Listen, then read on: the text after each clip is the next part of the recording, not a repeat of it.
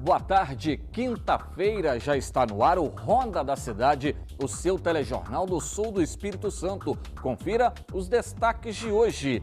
Polícia prende no Caparaó foragido de presídio de Vila Velha. Homem encontra artefato explosivo militar em Alegre. Polícia apreende mais de 200 quilos de drogas na BR-262. E Secretaria de Saúde vai disponibilizar no SUS medicamentos aprovados pela ciência para o tratamento da Covid. Essas e outras notícias agora no Ronda da Cidade.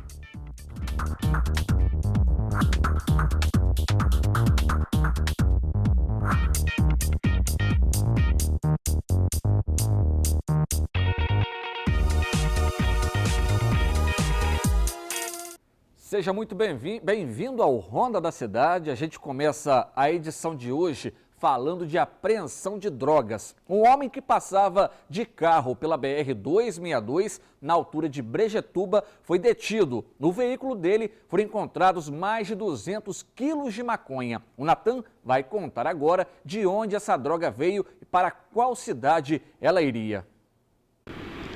Pois é, Vanessa, este homem de 36 anos foi detido nesta terça-feira no quilômetro 131 da BR-262, na altura da cidade de Brejetuba. Mas o que chama a atenção neste caso é a quantidade de droga que foi encontrada com ele, 223 quilos de maconha. Ele estava em um veículo de passeio com placas de Uberlândia, Minas Gerais, quando desobedeceu a ordem de parada da Polícia Rodoviária Federal e então resolveu fugir. De acordo com a PRF, após 5 quilômetros, o homem desistiu de fugir com o automóvel e durante a abordagem o motorista contou que estava fugindo porque estava com essa quantidade de drogas dentro do carro. Ao realizar então a fiscalização, foram encontrados 187 tabletes de maconha, que totalizam a quantia de 223 quilos da droga.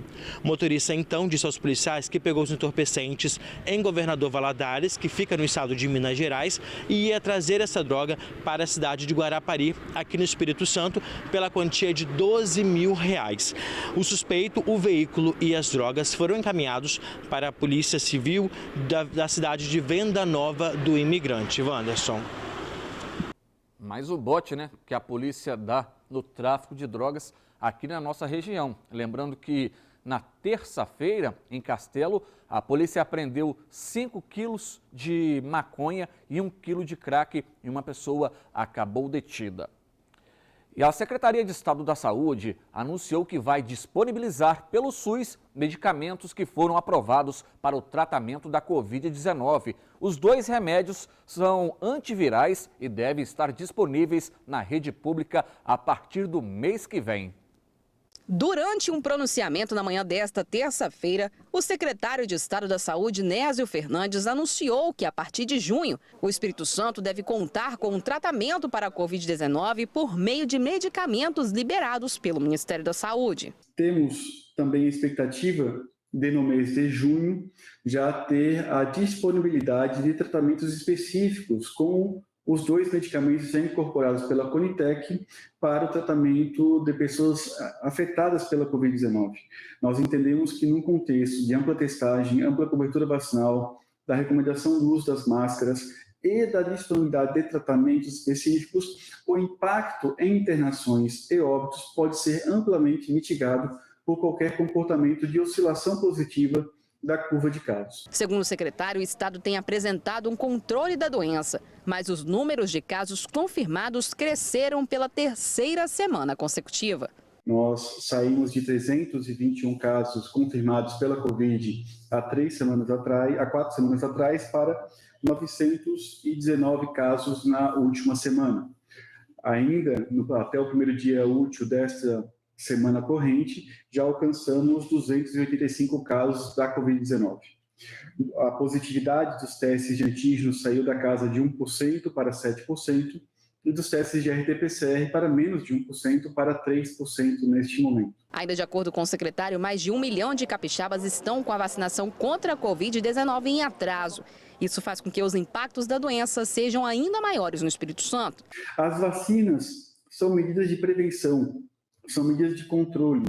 Elas devem ser aplicadas principalmente nos momentos e nos contextos onde nós não temos óbitos, não temos internações, temos poucos casos, para justamente impedir de que o território onde a população tem uma ampla cobertura vacinal sofra com novos descontroles das curvas de internação, de óbitos e de casos pela pandemia. O secretário destaca que nas próximas semanas o Estado irá divulgar informações sobre uma matriz própria para combater a doença. Será publicado na próxima semana, de modo que o Estado do Espírito Santo terá uma matriz própria para poder fazer a gestão epidemiológica da pandemia no nosso Estado.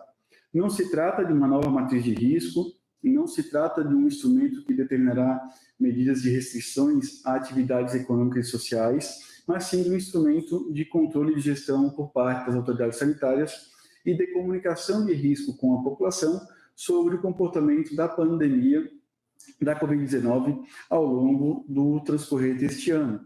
Mesmo diante do controle da doença, é preciso estar em alerta.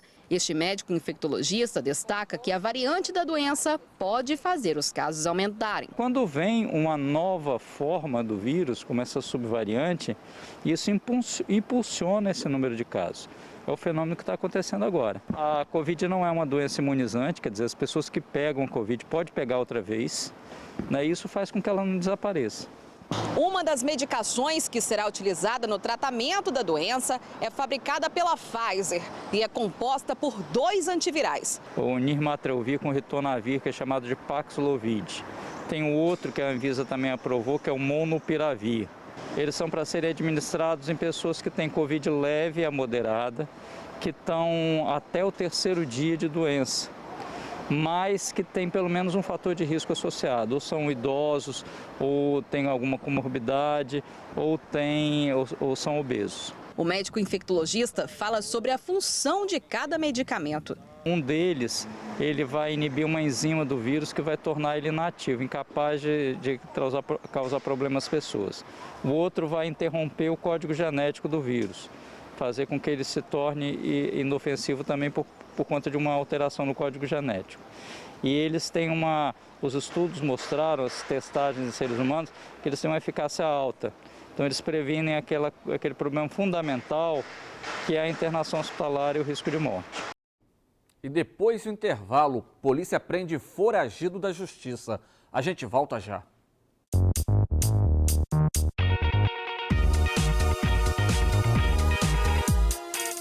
De volta com o Ronda da Cidade, participe do seu telejornal do Sul do Estado pelo WhatsApp que vai ser colocado aqui no seu vídeo, 28 99946 1607. Para você que é de Presidente Kennedy, né? O nosso sinal chegou ontem na sua cidade. Conta para todo mundo. Esse é o Ronda da Cidade, que vai ao ar sempre de segunda a sexta-feira, sempre ao meio-dia e às 7 da noite. Um telejornal 100% voltado com as notícias do sul do estado. E mais um foragido da justiça foi detido nesta semana. O homem estava há 2 meses fora da penitenciária de Vila Velha, mas acabou sendo preso no Caparaó. O Natan está de volta e tem mais detalhes desse caso pra gente. Pois é, Vanessa, mais um caso aí de um foragido da justiça que voltou para a penitenciária. Ele foi detido pela polícia militar. O homem de 29 anos foi detido pela PM durante um patrulhamento de rotina na cidade de Iguaçuí. Ele estava foragido da penitenciária semiaberta de Vila Velha desde o dia 15 de março de 2022. A prisão foi realizada por policiais militares do 3º Batalhão na tarde desta terça-feira. O suspeito foi localizado e recapturado próximo à quadra de esportes do bairro João Ferraz de Araújo, que fica na cidade de Iguaçuí. Os militares então deram a voz de prisão e conduziram este homem para a Delegacia Regional de Alegre, onde em seguida ele foi encaminhado para a penitenciária semiaberta de Vila Velha para voltar a responder pelos crimes que ele cometeu, né, Wanderson?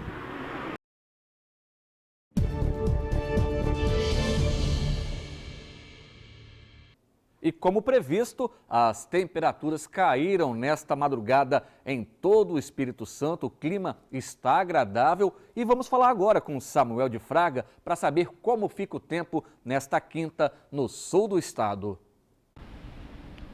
Wanderson Amorim, estou aqui na Avenida Beira Rio, o sol está estalando. Edith Vanina mostra pra gente a intensidade do sol. Só que eu vou dizer para você o seguinte, agora no finalzinho da manhã, tá um ventinho bem friozinho aqui na Avenida Beira Rio, hein? E olha, as temperaturas realmente caíram em Cachoeiro essa noite. A gente tem relatos de pessoas que já conversaram com a nossa equipe, que, por exemplo, bairro Nossa Senhora da Penha chegou a quase 14 graus, bairro IBC também ficou bem frio, registraram temperaturas de até 16 graus. No bairro Paraíso também, alguns moradores registraram aí temperaturas de até 13 graus, ou seja, o frio realmente chegou em Cachoeiro de Itapemirim. Então fique você de casa aí atento, enquanto o Edith mostra esse panorama de sol aqui na Avenida Beira Rio. Olha, aqui na região sul, predomínio de céu claro, sem expectativa de chuva, vento moderado no litoral. Nas áreas menos elevadas, Wanderson, temperatura mínima de 10 graus e a máxima pode chegar a 23 graus. Já nas áreas altas, olha o frio aí de bater queixo, hein? Mínima de 8 graus e a máxima de 17 graus. Na região serrana, predomínio de céu claro, sem expectativa de chuva. Nas áreas menos elevadas, a temperatura mínima é de 6 graus e a máxima de 21 graus. Nas áreas altas, a mínima é de 3 graus e a máxima de 18 graus. A gente vê aí esse friozinho que finalmente chegou no estado do Espírito Santo, né, Wanderson? Agora, olha,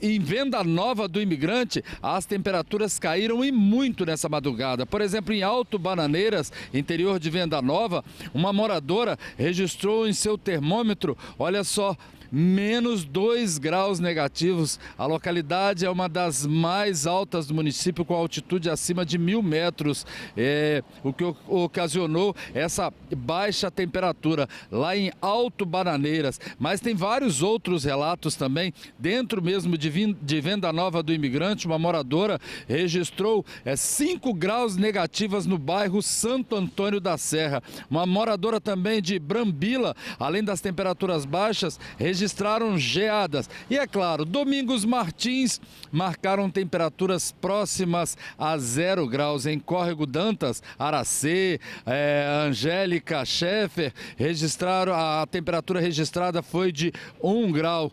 Então, de 1 grau. Pois é, na Rota do Carmo, em Pedra Azul, foi registrado geada e temperatura também de 1 grau às 7 horas da manhã desta quinta-feira. E olha, o tempo continua bem friozinho, então é bom preparar o casaco, né, Wanderson Amorim? Voltamos aos estúdios com você.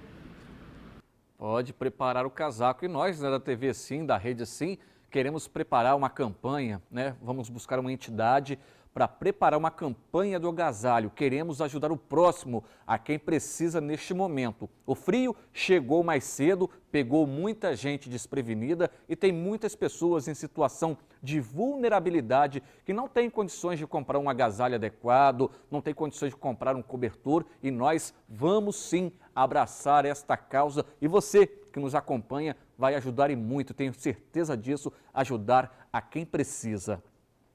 E a Bienal Rubem Braga já começa na semana que vem com uma programação bem diversificada e no modelo híbrido. Mais 3 pontos turísticos de Cachoeiro já estão recebendo exposições em comemoração ao evento. E você descobre agora 2 desses locais. Os eventos em comemoração a mais uma edição da Bienal Rubem Braga já começaram.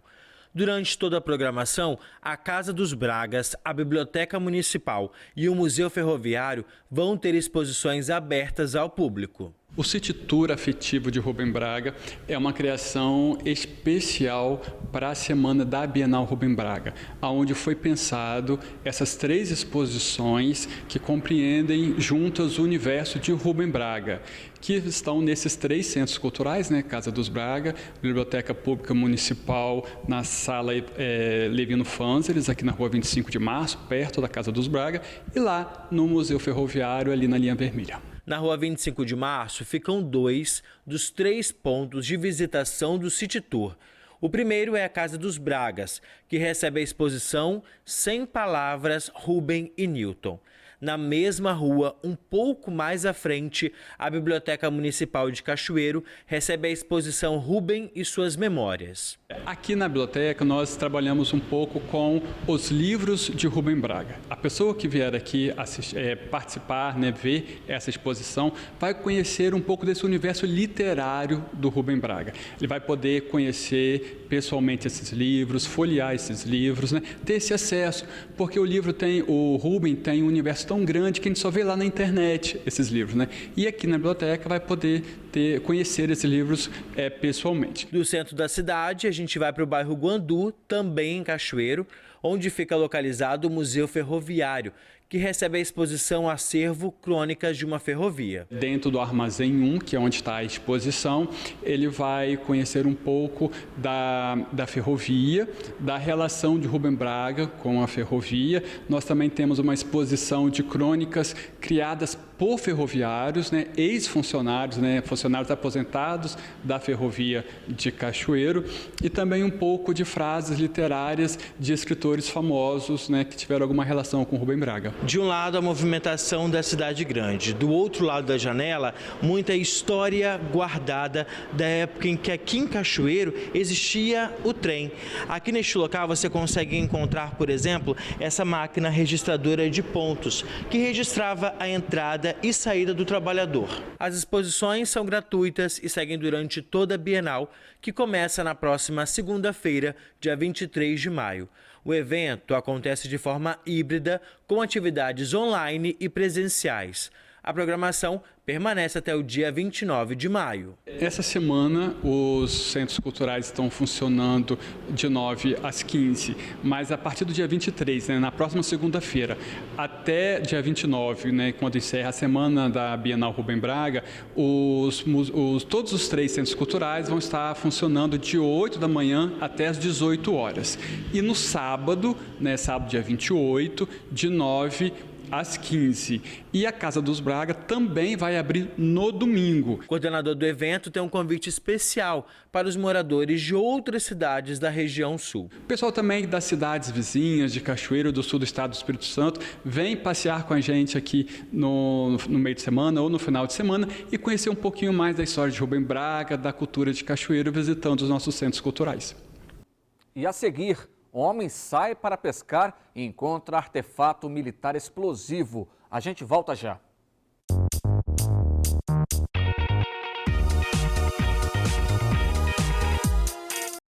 De volta com o seu telejornal do sul do estado, agora para contar uma história que chama a atenção. Um homem saiu para pescar, encontrou um artefato explosivo e levou para casa em Alegre. O esquadrão antibombas teve que ser acionado. O Samuel de Fraga conta agora esse caso pra gente. Pois é, Wanderson Amorim, esse caso aconteceu em Rive na noite desta quarta-feira e foi durante uma pescaria, viu, Wanderson? Imagina bem, você que gosta de pescar, você lá no meio da pescaria encontrar um artefato explosivo. Foi o que aconteceu com esse homem. Ele, leigo, pegou esse explosivo, esse artefato e levou para dentro de casa. Só que o genro desse homem é um policial militar e ao chegarem na casa e saber do fato contado pelo sogro, ele imediatamente acionou a polícia militar e que também acionou o esquadrão antibombas. Esse fato aconteceu por volta das 8h10 da noite. Os policiais isolaram a área e acionaram o esquadrão antibombas do batalhão de missões especiais, juntamente com o esquadrão antibombas. Bom, que pegaram, acondicionaram o artefato em um local isolado, cercado por sacos de areia e levaram até a sede do 3º Batalhão. O explosivo foi colocado em ambiente isolado com total controle por parte dos agentes. A ação foi necessária, Wanderson, visto o perigo local, considerando a quantidade difusa de moradores na região, familiares, vizinhos e pessoas que passavam por ali no local. O esquadrão antibombas do Batalhão de Missões Especiais prosseguiu na manhã desta quinta-feira para análise da situação e protocolos de detonação caso necessário. Agora, que coisa, hein, Wanderson Amorim? Encontrar um artefato desses que levou o perigo para dentro de casa, né? Um explosivo que a gente não sabe quais os tipos e o tamanho dos danos que poderia causar. Wanderson Amorim, voltamos aos estúdios com você. Realmente um fato que chama muito atenção. E um acidente foi registrado nesta manhã na S164 aqui em Cachoeiro. Câmeras de segurança flagraram a colisão entre 3 veículos. Um acidente envolvendo 2 carros e uma motocicleta na manhã desta quinta-feira deixou uma pessoa ferida na S164 no distrito de Soturno, em Cachoeiro de Itapemirim. Um dos veículos fez uma conversão para entrar no pátio de uma empresa de mármore e granito. Neste momento, um outro carro que seguia logo atrás bateu contra a lateral desse veículo. Segundo os socorristas do SAMU, o motociclista que seguia na contramão não conseguiu desviar dos automóveis e bateu contra os 2 veículos. Ele sofreu ferimentos leves e foi levado ao pronto atendimento Paulo Pereira Gomes, no bairro Baiminas. Já os motoristas não tiveram ferimentos.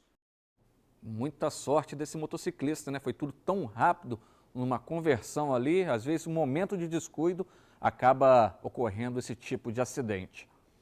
E o Samuel de Fraga esteve ontem com o secretário de Educação, que falou um pouquinho, né, das suas ações da pasta aqui no estado.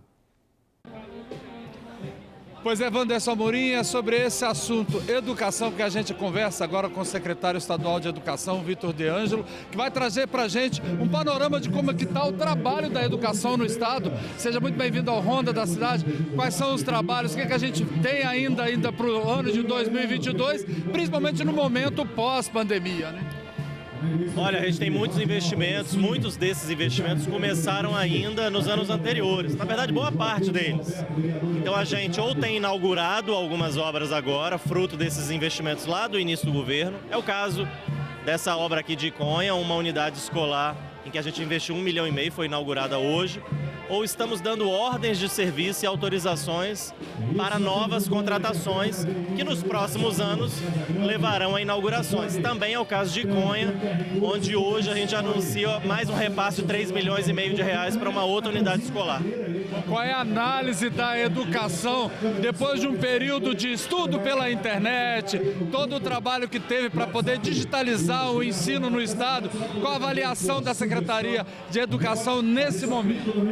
Foi um período desafiador, a gente teve que se reinventar, acho que avançamos muito, mas lógico, houve perdas e é importante ter isso em mente, porque o ano de 22 e os próximos anos precisarão ser planejados para enfrentar essas perdas de aprendizagem.